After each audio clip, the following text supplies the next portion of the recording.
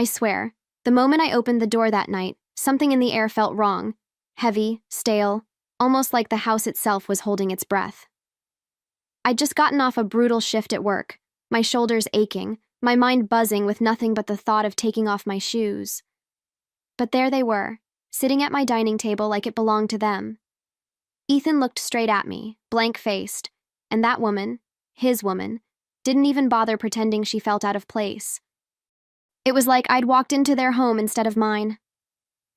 Ethan pushed a stack of papers toward me with the tip of a pen, as if he couldn't be bothered to actually hand them over.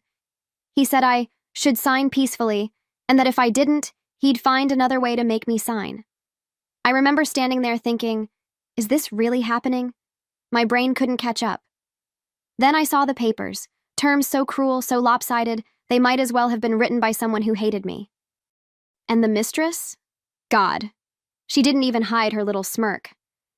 My hands started shaking, but not from fear, more from disbelief at how boldly stupid they both were. They actually thought I'd sign away everything without a fight.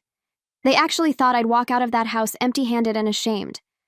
So I grabbed the nearest thing I could reach, a glass of water, and threw it right in Ethan's face. The splash echoed through the room like punctuation. And then I walked out.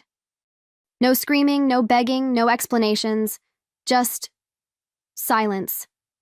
Because deep down, I knew something they clearly didn't. I had far more power than they ever imagined. When I stepped outside, the cold night air hit me like a slap, sharp enough to make me breathe again. I remember gripping the railing of the porch just to steady myself, feeling my pulse thudding in my ears. It wasn't sadness. Not yet. It was this strange mix of shock and clarity, like someone had switched on a light in a room I'd been stumbling through for years. I kept replaying the scene in my head, Ethan's flat voice, the mistress's smug face, those ridiculous papers. It felt surreal, almost laughable. I walked to my car on autopilot, my heels clicking against the pavement like they were keeping time with my thoughts. I didn't even bother grabbing my purse. I realized halfway down the street that I'd left it inside. But honestly, I didn't care. I didn't want a single thing from that house in that moment.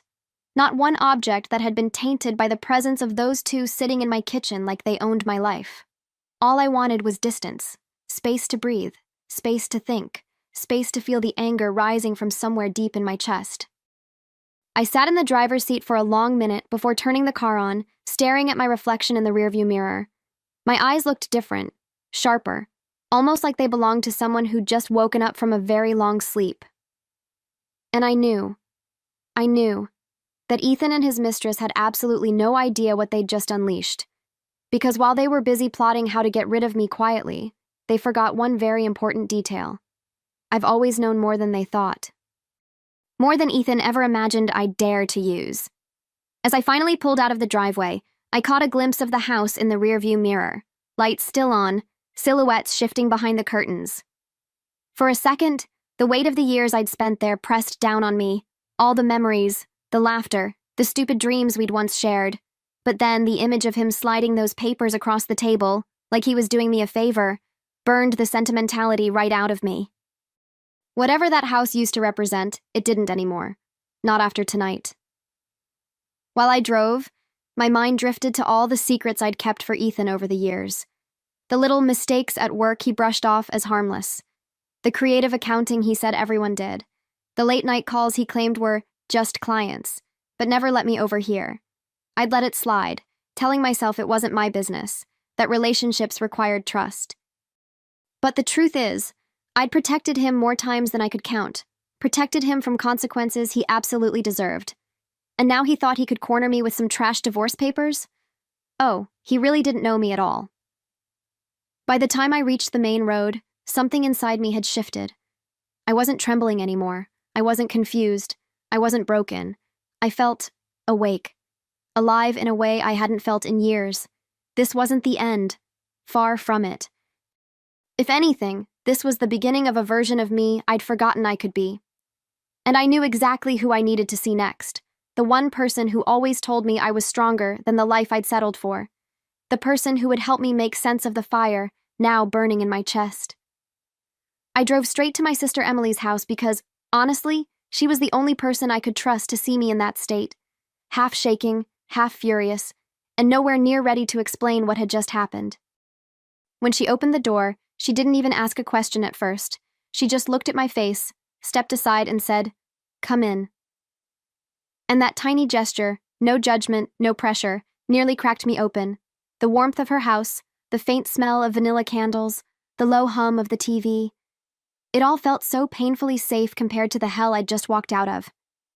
I sat on her couch, breathing in these slow, uneven breaths, while she waited patiently across from me, hands folded like she was afraid to touch the anger radiating off my skin. When I finally told her what I'd walked into, Ethan sitting at my table, divorce papers scattered like confetti, the mistress perched beside him like a proud little trophy, Emily's jaw dropped. She said he'd lost what was left of his mind, and she kept repeating it, louder each time, like the words might somehow make it make sense, but nothing made sense. Not yet. When I told her about the terms of the divorce, how he said I should sign peacefully or the hard way, Emily actually stood up as if she were ready to march back to my house that very second and drag him out by the ear. And for a moment, I wished she would. But then another feeling crept in, something calmer, colder, almost surgical. I told her no, because I needed to think. I needed to remember every detail Ethan assumed I'd forgotten, every account, every lie, every crumb of leverage I'd quietly collected without even realizing it.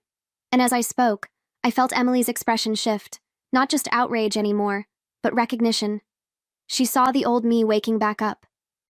Emily brought me a blanket and a cup of tea, chamomile, the one she always made when life got too loud, while I stared at the floor, replaying years of little moments I'd brushed aside. I remembered late nights when Ethan came home smelling like a perfume I didn't own, and how he'd say I was imagining things. I remembered the weird bank notifications he always rushed to delete, and how he insisted I didn't need to worry about money. Back then, I chalked it up to stress, to marriage being complicated, to me being too sensitive. But now all those moments clicked together like pieces of a puzzle I'd been too tired to finish. "Liv, you know this isn't just about cheating," Emily said quietly, sitting next to me. And she was right. God, she was so right. It wasn't the affair that cut the deepest, it was the arrogance. The way he'd looked at me tonight, like I was some obstacle to be removed, not a woman who held a decade of his secrets in the palm of her hand. And there were things I knew, things even his precious mistress didn't. Every reckless misstep, every shady investment, every time he'd laugh and say, "Don't worry about it, babe, it's just business." I'd protected him without realizing the power I was handing over. Emily put her hand on mine, this soft, grounding gesture that made my throat tighten. She told me I didn't have to rush into anything, but her eyes were already scanning me like she could see the gears turning inside my head. And she wasn't wrong. Something was crystallizing inside me. An understanding that Ethan thought he'd cornered me when, in reality, he'd backed himself into the smallest, darkest corner imaginable. I wasn't scared of him, not anymore. I was furious. And beneath that fury, a new kind of clarity was beginning to bloom. After a while, I asked Emily if she still had the box, my box, the one I'd left with her years ago, just in case. She blinked for a moment, then nodded slowly, like she was only just now realizing why I'd kept it with her instead of at home. When she brought it out from the top of her closet, dust settling around it like a tiny storm, I felt this strange surge of vindication. That box held copies of documents Ethan never knew I'd seen, screenshots of messages he thought he'd deleted, and notes I'd made when his stories started sounding too rehearsed. Back then, I'd saved them because something felt off. Tonight, I finally understood why. I sifted through everything on her living room floor, papers spread like a quiet battlefield. Emily kept pacing, muttering things like, "I knew that jerk was up to something," and "he really thought he could play you like that." But I barely heard her. My mind was somewhere else, connecting dots I should have connected long ago. There were emails to names I didn't recognize, unexplained withdrawals, investments that didn't line up with our income, and dates that overlapped with the nights he swore he was working late. Every page made my stomach twist, but not from heartbreak, from clarity. By the time the clock hit midnight, I felt the exhaustion settle deep into my bones, but I also felt ready. Ready in a way I hadn't felt in years. I closed the box, knowing exactly who I needed to call next. Marianne. The one lawyer Ethan always said was too aggressive, which now sounded like exactly what I needed. I wasn't walking into this blind anymore. I was armed, steady, and finally willing to see Ethan for who he really was. And as I turned off the lights and settled onto Emily's couch, one final thought echoed in my mind. He has no idea what's coming. The next morning, I woke up on Emily's couch with that heavy, buzzing awareness you get after a night that changes everything. My neck was stiff, my hair a mess, but my mind, sharp, focused. I grabbed my phone and scrolled through my contacts until I found Marianne's name, the lawyer Ethan always avoided because she made mountains out of molehills. Funny, considering the mountain he'd tried to drop on me last night. I hesitated only a second before calling her, and when she picked up, her voice warm but alert, I knew I'd made the right choice. I told her I needed an urgent appointment, and she didn't pry over the phone, just told me to come by her office in an hour. When I walked into the lobby, the smell of strong coffee and printer ink hit me, grounding me instantly. Marianne stepped out of her office the moment she heard I'd arrived, eyebrows rising when she saw my face. She ushered me in with this firm, protective energy, like she already suspected the kind of storm I was bringing with me. She sat across from me, folded her hands, and said, "Tell me everything." So I did. I told her about the scene at the table, the divorce papers, the threat Ethan made, the mistress sitting beside him like some smug little supervisor. Marianne's expression shifted from disbelief to irritation to something colder, professional, calculating fury. When I pulled the papers from my bag and handed them to her, she scanned them quickly, then looked up and said, "Olivia, these aren't just unfair, they're illegal. He can't force you to sign this." I felt my breath hitch, relief mixing with something darker. Because if Ethan thought he could bulldoze me, he was about to learn what a real bulldozer looked like. Marianne asked if I had anything else that might be relevant, and that was when I placed the box on her desk. She lifted the lid slowly, almost ceremonially, and when she saw the folders, the screenshots, the bank statements, her whole posture changed. She went from lawyer to predator in a heartbeat. She started sorting through everything with quick, precise movements, her eyes narrowing each time she connected one thread to another. When she found the emails to the offshore account, she let out a low whistle and said, "He really thought you wouldn't notice this." I told her everything, how I'd suspected things for years but talked myself out of confronting them, how Ethan always dismissed my intuition, how he'd say things like, "You're overthinking again," or "You're not good with numbers." Marianne actually scoffed at that, saying it was textbook manipulation. She explained that what I had, the proof of tax evasion, shady investments, undeclared income, wasn't just leverage. It was a loaded weapon, a legal one that could tear Ethan's whole facade to pieces with a single motion. Hearing her say it out loud made something inside me settle, like puzzle pieces finally locking into place. Marianne leaned back, tapping a pen against the desk as if weighing the scale of his stupidity. Then she looked me dead in the eye and said, "Olivia, you're not the one trapped here. He is." And that sentence, God, it hit hard. For years, Ethan made me feel small, dependent, lucky to have him. But sitting there in that office with proof of his lies spread like a map of his downfall, I realized the truth. He'd built his power on the assumption that I'd never fight back. He'd mistaken my loyalty for weakness. And now I finally understood the difference. Marianne started drafting a new set of divorce terms right there in front of me. Clean, fair, and nothing like the garbage Ethan had slapped on the table the night before. She said we'd send them to him formally, but first, she wanted to make sure I understood just how strong my position really was. She explained the laws, the penalties, the way judges reacted to hidden accounts and coercion. And with every word, I felt this warmth growing in my chest. Not comfort, not exactly. More like recognition, like finally seeing my reflection without the fog he'd spent years placing over it. Just when we were finishing up, my phone buzzed. A message, from an unknown number. But the moment I opened it, my stomach tightened. It was her, the mistress, the nerve of that woman. She told me I should sign quickly before things got embarrassing, as if she was doing me some kind of twisted favor. She even added a winking emoji at the end, like this was some kind of game she assumed she'd already won. Marianne leaned over to read it, and the look on her face, priceless. A mix of disgust and amusement, like she couldn't believe the stupidity on display. I didn't reply. I didn't need to. Because while she was busy trying to intimidate me with empty threats, Marianne was sitting right beside me drafting the paperwork that could destroy Ethan's reputation, his finances, and whatever fantasy future the two of them had cooked up. I slipped my phone back into my bag, feeling something settle deep inside me, calm, controlled, almost cold. They wanted a fight. They thought they'd cornered me. But they had no idea that I'd just stepped into the one arena where Ethan couldn't lie, smooth talk, or bully his way out. And this time, I wasn't walking alone. A few days later, Marianne told me it was time. Time to deliver the revised divorce papers face-to-face, with her present, calm, professional, impossible to intimidate. I agreed without hesitation. I wanted Ethan to look at me and understand exactly what he'd triggered. When we pulled up to the cafe where he'd insisted on meeting, my heart was steady, almost eerily so. The place was busy enough to feel neutral, public enough that he couldn't pull any stunts. I walked in first, and there he was, sitting at a corner table. Alone. No mistress clinging to his arm this time.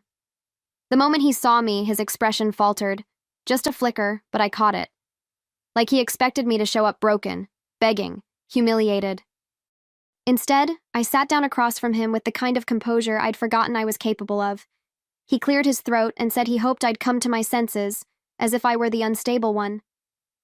Marianne placed the new documents on the table with a quiet, deliberate motion. Ethan's eyes widened the moment he saw the letterhead, the legal terminology, the formal accusations waiting to be filed if he refused to negotiate. He skimmed the pages, color draining from his face with every line. He muttered that I was blowing things out of proportion, and then, incredibly, he accused me of trying to ruin his life. I almost laughed. Ruin his life? The man had tried to bulldoze mine 3 nights ago. Marianne stayed firm, reminding him that coercion, hidden accounts, and financial manipulation were not only grounds for forfeiture, they were crimes.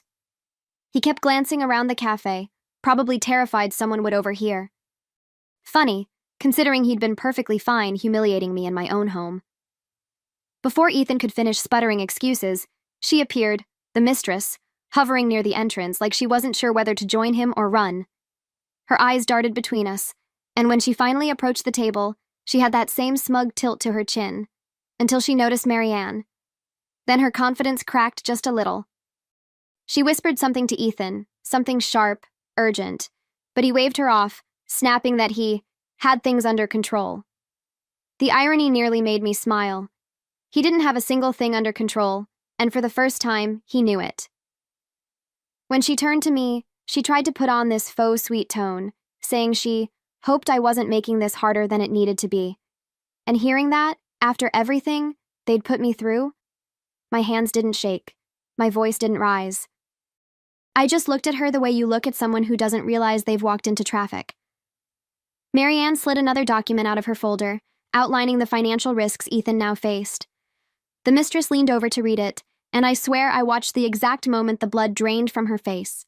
Her perfect little world was cracking. Ethan hissed at her to stay quiet so he could think, but she wasn't having it. She demanded to know why there were secret accounts, hidden investments, transactions she clearly had no idea about. And suddenly they were bickering, right there in the middle of the cafe, accusing each other, defending themselves, unraveling at the seams. I sat back, letting their chaos swirl. Marianne didn't interrupt, she just waited, letting them expose themselves. And in that moment, watching them implode, I felt something shift inside me, a quiet, steady sense of justice I'd been craving for far too long. Eventually, Ethan tried to pull himself together, pinching the bridge of his nose like we were the ones overwhelming him. He looked at me with this desperate, brittle kind of frustration and said I was making things complicated, that I should have just signed the papers quietly to avoid all this. Hearing him talk like I was the problem, like he hadn't detonated our marriage with his arrogance, filled me with a calm I can't explain. I told him, in the same steady tone you use on a child, that the only complicated thing here was the web of lies he'd woven around himself.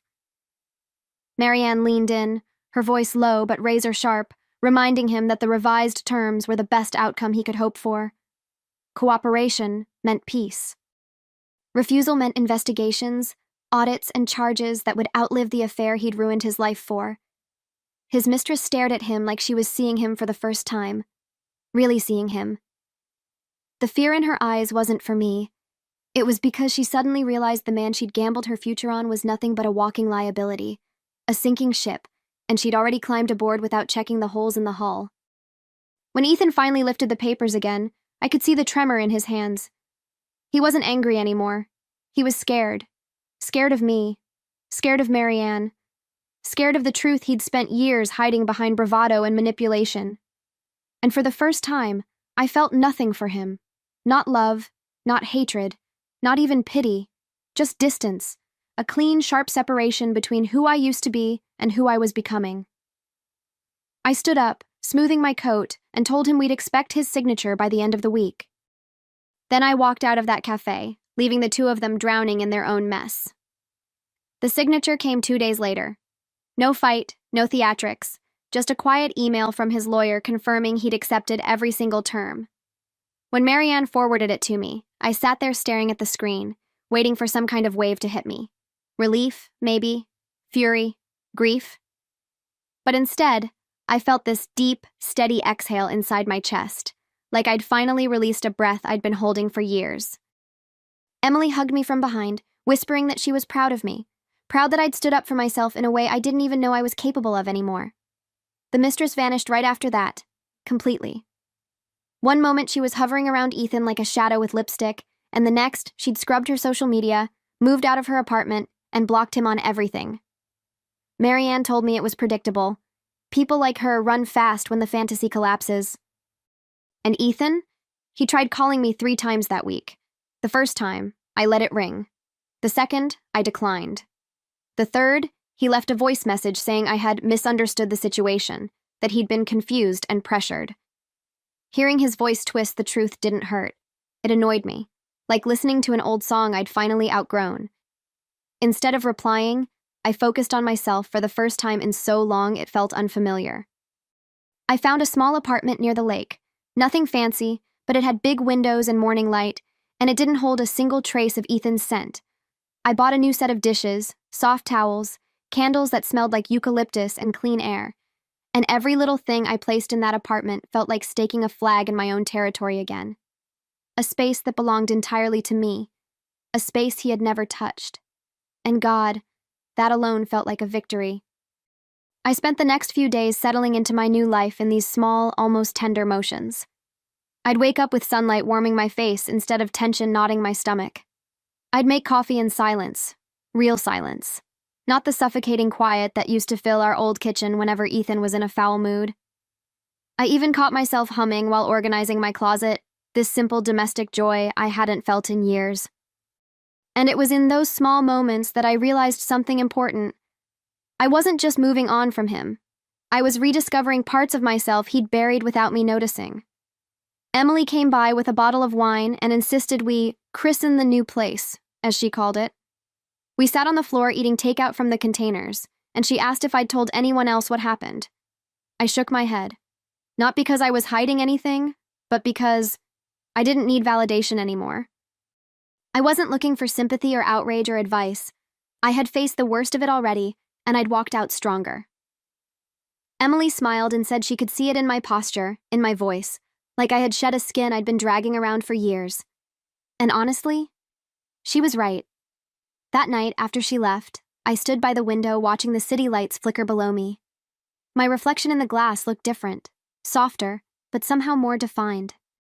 I thought about everything that had happened, the betrayal, the humiliation, the confrontation, the victory. And instead of replaying the pain, my mind drifted to something else entirely. Possibility. The kind of future that wasn't determined by someone else's moods or demands. A life built on my terms, with my boundaries, my dreams, my peace. And for the first time in a long time, the future didn't scare me. It called to me. A week after the divorce was finalized, Ethan sent one last email, long, rambling, full of excuses dressed up as self-reflection. He wrote that he never meant to hurt me, that he'd been going through a difficult time, that he hoped we could still talk someday. I read it once, slowly, letting each word roll over me like lukewarm water. There was a time when messages like that would have pulled me right back in, made me doubt myself, made me bend, made me consider forgiving what should never have been forgiven. But now, it felt like reading a stranger's apology for someone else's crime. I didn't respond, not out of cruelty, but out of clarity. There was nothing to salvage, no thread to pull, no memory strong enough to justify reopening a door I'd finally closed. Instead, I drafted a letter to myself. Not to send, not to show anyone, just to write down the truth of who I had become. I wrote about the woman who walked out of her own house with nothing but her car keys and her dignity. I wrote about the anger that sharpened me instead of destroying me. I wrote about the moment I finally remembered my worth, not because someone reminded me, but because I reclaimed it. When I finished, I folded the letter and placed it in a drawer beside my bed. A small, quiet promise to never forget this version of me again. And as I lay down that night, the sheets cool against my skin, I felt that unmistakable sense of peace, the kind that doesn't depend on anyone else's choices, the kind that doesn't disappear when life shifts, the kind that grows from the ashes of everything that tried to break you. I closed my eyes knowing this chapter of my life was truly over, and something entirely new was waiting on the other side. Months later, when I look back on everything, it feels almost unreal. As if the woman who walked into that dining room and saw her husband with another woman belongs to a different lifetime. Sometimes I try to remember the exact moment the pain shifted into resolve, but it wasn't a single moment. It was the slow, steady gathering of every time I'd swallowed my voice, every lie he told, every instinct I ignored. Betrayal didn't break me the way I once feared it would. It cleared the fog. It showed me where I'd been shrinking to make room for someone who never once made room for me. People ask how I stayed so calm through it all, how I didn't scream or throw things or burn his world to the ground. But the truth is, I didn't need fire. The truth was louder than flames. The truth did the work for me. His business partners pulled away. His spotless reputation cracked. The hidden accounts he thought made him clever became the rope tightening around his own neck. And while everyone whispered about his downfall, I simply moved forward, quietly, steadily, rebuilding a life he no longer had the power to touch. Revenge, I realized, isn't about destruction. Not really. It's about reclamation. Taking back the parts of yourself you gave to someone who never deserved them. My revenge wasn't the settlement or the frozen accounts or the mistress disappearing from his life. My revenge was waking up every morning in a home filled with peace instead of fear. It was choosing myself without hesitation. It was looking in the mirror and recognizing the woman staring back. And maybe one day, when he's sitting alone with nothing but his regrets, he'll finally understand the quiet truth I learned. The hardest revenge to endure is watching the person you tried to break become someone you never had the strength to be.